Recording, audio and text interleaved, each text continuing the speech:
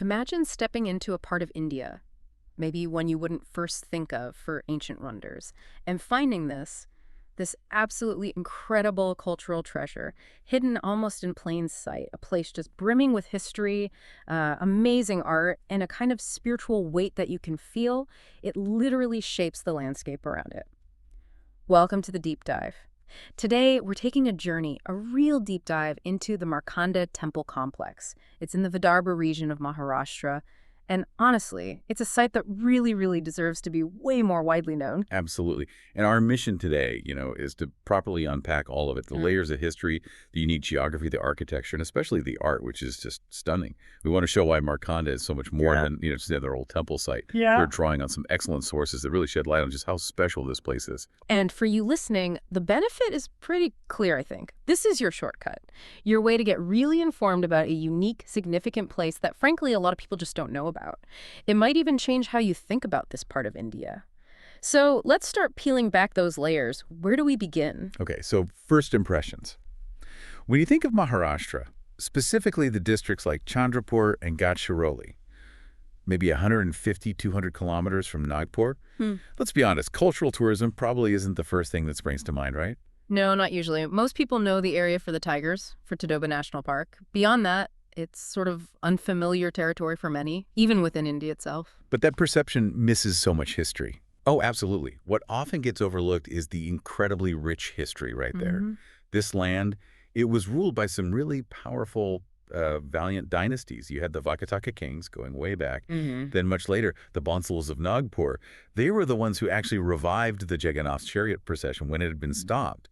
And importantly, the Gond kings played a huge role here. They were really instrumental in preserving and nurturing the local culture. It creates this unique historical fabric. Right, and it's within that context, this rich history and this beautiful, maybe overlooked region, that we find the Markanda Temple. It's described as extremely important, yet still relatively little known, which is kind of baffling. It is. It holds significance from so many angles: historical, social, religious, artistic. It's just waiting to be fully appreciated, you could say. So geography plays a big part here too, doesn't it? There's something unique about the river. Yes, that's one of the most distinctive things, the Wainganga River. Now, it starts up in Madhya Pradesh and mostly flows south, as you'd expect. But right there at Markanda village, something quite unusual happens. It changes course. Changes course. How? It starts flowing north for a certain distance. This phenomenon, a north-flowing river, is called Uttarwahini. Uttarwahini, and that's significant. Why build a temple right where the river flows north? Well, historically and across India, really, places where rivers change course like this, especially flowing north, or where rivers meet, confluence points, these are seen as naturally powerful spots, religiously very auspicious. Ah, okay, like natural sacred zones. Exactly.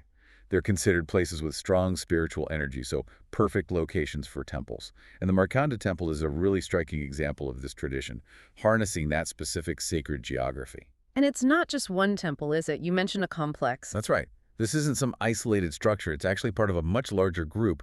There are about 19 or 20 temples altogether right there on the banks of the Wainganga. 19 or 20, wow. Well, you have temples dedicated to Yamadharma, Mrityunjay. There's a Vithal Rukmini temple, one for Mrigandu Rishi, Umashankar, Dashavatar, Hanuman, Shakti Devi, Vishveshwar. Quite a collection. So even though it's in what looks like a small village, the actual scale of this temple cluster is huge. It's immense, yeah. The grandeur doesn't really hit you, perhaps, until you're actually inside the complex walking around. And while the whole cluster is amazing, today we'll focus mainly on the biggest and, well, the most important one within the group, the Markanda Temple itself. Okay, let's zoom in on the Markanda Temple then. Architecturally, you mentioned a comparison that immediately comes to mind for many people. Yes.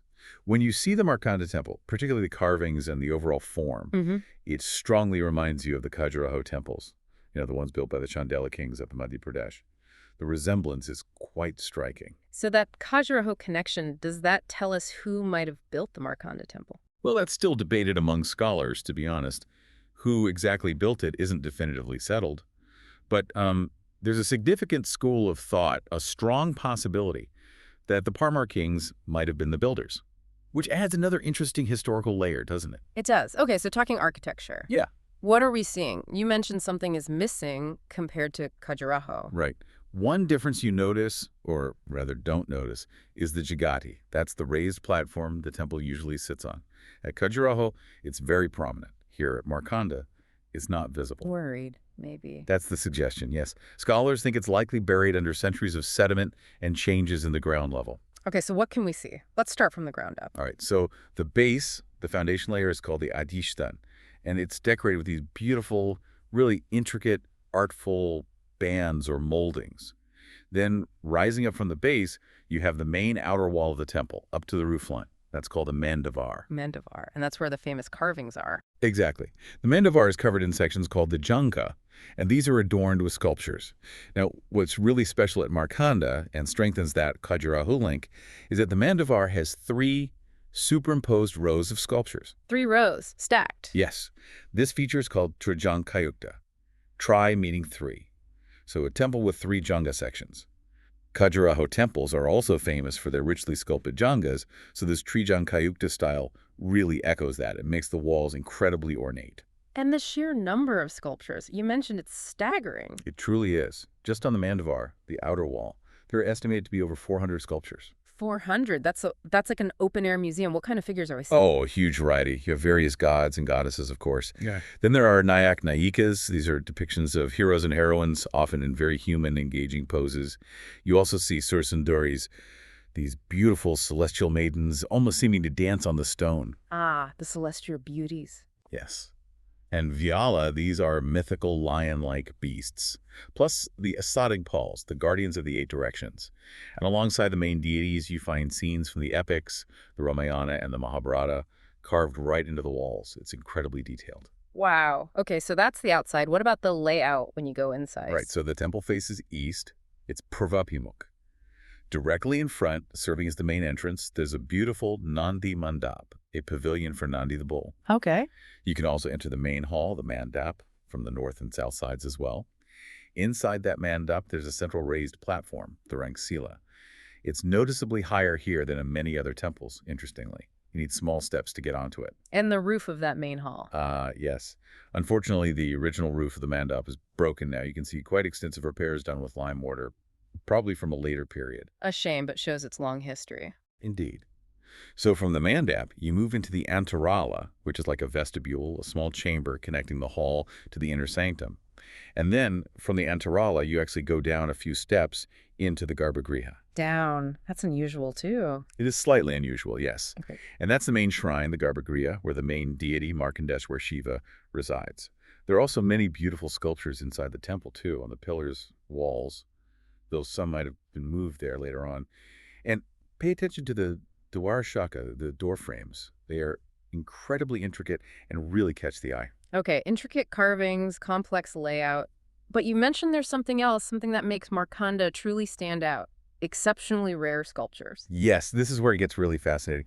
Markanda is home to some sculptures that are incredibly rare. You just don't find them often. Okay, tell me about the first one. All right, the first one is an image of Chatushpad Sadashiv. That means 4-legged Sadashiv, a form of Shiva. 4-legged Shiva. I've never heard of that. It's extremely rare. The icon has 8 arms and, yes, 4 legs. And luckily, in this sculpture, all 8 arms are still intact, in good condition. Wow. 8 arms, 4 legs. Is there a meaning behind the 4 legs? Yes, there's a deep theological meaning. The 4 legs are interpreted as representing the 4 paths or stages in the Shiva Siddhanta philosophy. These are called Charyapad, Kriyapad, Yogapad, and Jnanapad. So it's a visual representation of a whole spiritual journey or system. So it's not just artistically unique, it's philosophically dense. Precisely. It's a very profound concept captured in stone. Interestingly, a similar, though not identical, idol is found in the Kantarya Mahadev Temple at Khajuraho. Ah, another link back to Khajuraho. That's interesting. Okay, so that's one rare sculpture. You said there was another even more complex one? Yes. This one relates to the idea of composite deities. Like Harihara, Shiva and Vishnu combined. Exactly. Harihara is probably the best-known example. The idea was to create these composite forms to sort of bridge gaps between different religious sects to show an underlying unity. Okay, makes sense. But Markanda takes this a step further. It has an even more complex synthesis. It's an image called Brahmashanjanardanarkaya, or sometimes Hariarpita Maharkaya. Whoa, say that again? Brahmashanjanardanarkaya. It's a mouthful. Okay. What does that mean? Who is combined here? This is an incredibly beautiful sculpture that combines four distinct gods into one form: Or which ones? Brahma, Vishnu, Shiva, and Surya, the sun god. Brahma, Vishnu, Shiva, and Surya, all in one. How do you even depict that? It's quite ingenious. Well, you break down the name. Brahma is Pitama, the grandsire. Surya is Arka, the sun. Shiva is Ishashana. And Vishnu is Janardana. And the sculpture includes specific features to identify each one. Like what? How can you tell? Okay, so for Surya, the entire idol is shown mounted on a chariot pulled by 7 horses, which is Surya's classic iconography. For Vishnu, the hands hold a conch shell, the shank, and the discus, the chakra. For Brahma, the hands hold a sacrificial ladle, the sruva, and a rosary, the akshamala. And for Shiva, one hand holds his trident, the trachel. The sculpture even includes other associated figures, like Bhudevi, the earth goddess, and Surya's 2 attendants, Danda and Pingala. It's incredibly detailed. That is absolutely extraordinary, a 4-in-1 deity. I can't imagine seeing that anywhere else. It is exceptionally rare. It speaks volumes about the philosophical climate of the time, this drive towards synthesis, towards seeing the connections between different divine aspects. Really quite profound. Truly. So beyond these 2 incredibly rare pieces, are there other notable carvings? You mentioned epic scenes earlier. Oh, yes, absolutely. Besides those unique highlights, the temple walls are rich with other narratives and figures. You find scenes from the Ramayana, like the battle between Vali and Sugriva, the abduction of Sita Haran, the death of Jatayu Maran. Really dynamic storytelling in stone. There are also some scenes depicted for the Mahabharata War.